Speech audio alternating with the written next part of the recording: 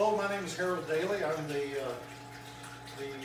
designer of the Living Waters Baptismal and the owner of the company.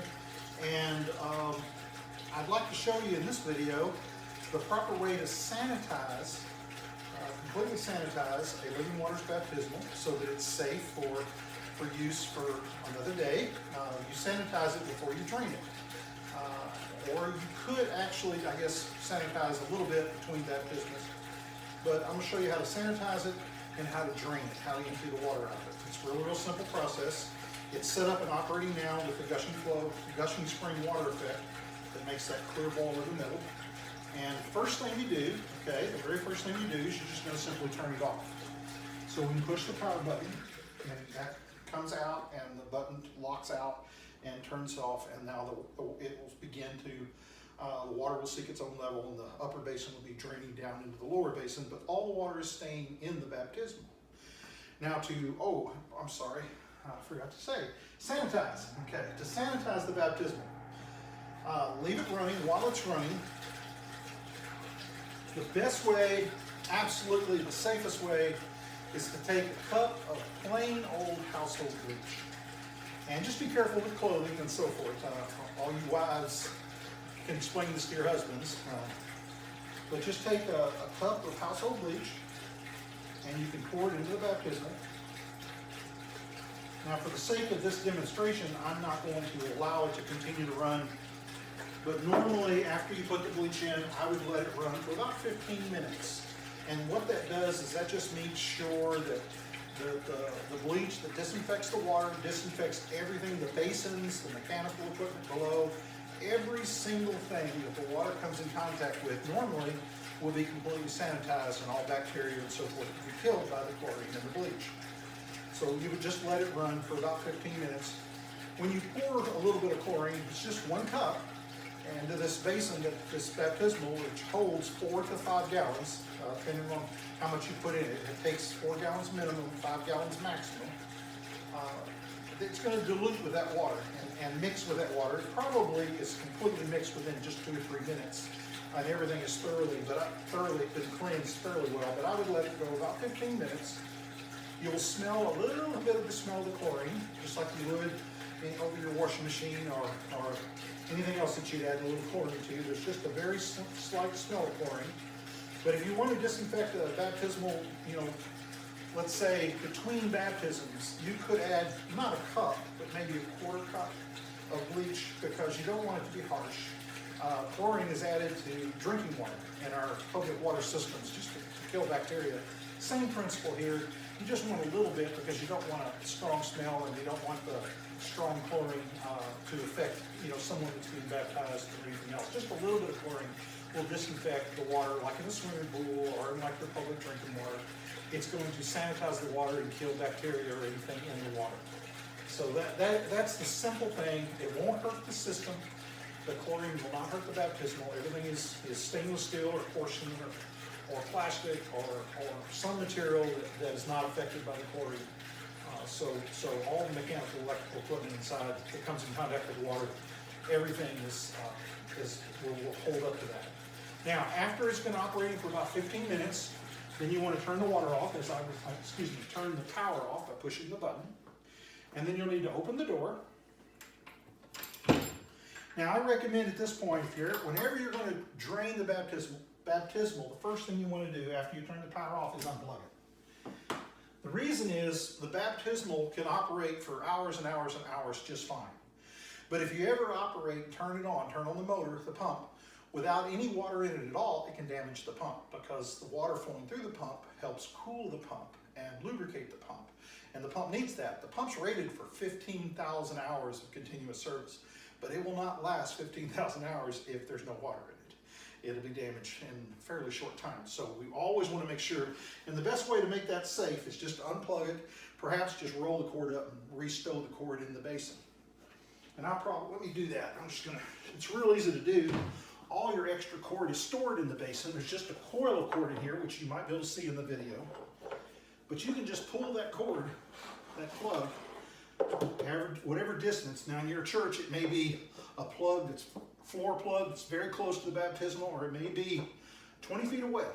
It doesn't really matter. But You'll just take that plug and store it inside, and that way it's safe and it's out of the way. Now you need a basin, something that'll hold at least 5 gallons of water. This is a 6-gallon jug, and I'm going to use this. The Baptismal, it comes equipped with a drain hose. And the drain hose has a threaded connection on the end, so if you want to hook a garden hose to this and run it out a door somewhere, you can do that. It's easy enough just to take this and put it into a basin, into a container. Could be a 5-gallon bucket. That works great. I'm just going to put it back into the container in which I usually fill these when I'm testing them. But I put it back in there, and there's a drain valve right here. It's marked drain. It's written right here. The handle is currently turned level to the floor, and that's the off position, the closed position. But if I turn it 90 degrees so that the handle is in line vertically with the hose, water begins to drain, and you can hear the water draining, perhaps, if I be quiet, if I'm quiet. And now the water will simply drain out of the Baptismal. Now, in a prior demonstration, I was showing how the other water effects and how they're stored. I always say they're stored in the door, right there. And the other water effects are stored here, so I'll just show you where they go. They just screw on so that you can change out between the various water effects whenever you'd like. But they're stored, they're handy, they're right inside the door. Also, a level comes with the Baptismal for leveling it. It's stored in the door as well. It stores on the door. All of that is provided with the Baptismal, with every Baptismal that we sell. So you can do all these things. It'll take probably about 5 minutes or so for the Baptismal to drain. And I'm just letting it drain. You can't hear it anymore because the water inside the tank, the container here, is now as high as the water, as the hose is now underwater. If I lift it a little higher, you can hear it again. Hear the water flowing. It continues to flow. As you can see, the water is flowing out of the Baptismal right now into the container. And you let it flow until it completely empties. And when the Baptismal is completely empty, or as empty as it's going to be, sometimes you'll see just a little bit of water in this in the black basin here, the lower basin. It's flat. It's not sloped to a drain, so to the return fitting that goes down to the pump. So there may be a little bit of water. If you're going to, it won't really hurt anything. That water will evaporate in a fairly short amount of time. If you want to get it all out, you can take a towel and just run a towel between here and just pull it around, let it drag on the bottom, and that'll pick up most of that water. But you don't really need to do that. And anyway, when the Baptismal is completely drained, you can close the valve just by turning it 90 degrees back to the closed position. Be careful, especially if you're inside with a nice floor. There'll be some water left in the hose. The easiest way to eliminate that water from the hose, and actually you can do this before the valve's even open, just so the air can get in and get behind the water and let it flow out. But you can just lift the hose up and make sure all the water goes in here. It's also easier if you have a 5-gallon bucket that's not as tall as this, so that the water can go down. And even that last little bit, just you can take the last few ounces of water, if you want to take a cup or something and put it at the base of the hose, or just a towel under the end of the hose, just to get the little bit of water that might still be in the hose. It's a clear hose, so you can see what's going on. You can see if there's any water trapped in the hose. It's not hard to do. And that's really all there is to it. To sanitize the Baptismal, before you drain it, while it's running, pour in about a cup of bleach right in the center. Doesn't matter, just as long as, there it goes, you heard it, as the last bit of water drained out. And so this will continue to flow because there's still some water down in this lower piping. Another thing I'll note is in this, where the light fixture mounts from the bottom and goes up through the middle, but in this last little section, there might be about 8 ounces of water that's trapped down there, and it won't hurt anything. Especially if you put a sanitizer in before you drain it, because that little bit of water that's left, it won't spill, it won't get out unless you turned it upside down.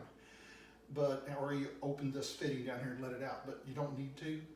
And it's chlorinated water and it'll be fine. It won't hurt a thing. All right, let's see. I think we've still a little bit of water flowing. Also on the surface of the baptismal, the basins, anything here, don't use any detergents, don't use any chemicals on it. The best thing to clean it is just a damp cloth, or perhaps you could use a very, very mild bleach solution. Just add a little bit of bleach to some water, to a bucket of water or something, or to a bowl of water. Just a little bit.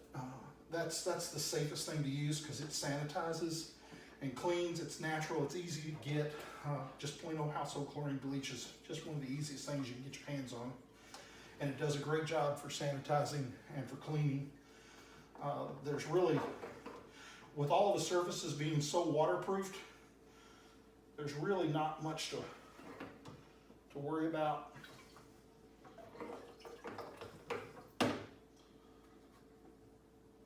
Just trying to get the last little bit of water out of this hose. It's a little harder with a tall vessel like this instead of a 5-gallon bucket that's considerably shorter. I'm just letting water go down into the hose, and then I'm lifting up this part right here, and looking at the clear hose, I'm just running that water down and letting it flow out, and that's all I'm doing. Now I'm gonna close the valve. There's just a teeny bit of water left in the hose. And like I often do, is I'll just take a towel and just let any little bit of water might be left and let it run off. And then now that the hose is clean or drained, you can just store the hose back inside. Close it up. And it's ready for the next time around. You can return the lid to it, which I'm doing now. The lid has little pads to keep it up, just to give you a little bit of an air gap so the water can continue to evaporate, to keep it from being too humid inside. But that's pretty much it. If you want it to evaporate a little faster, then you might leave the lid off for a few hours or for one day, and that's it. That's how you sanitize it. That's how you drain it. It's really, really easy. God bless you, and thank you for watching this video.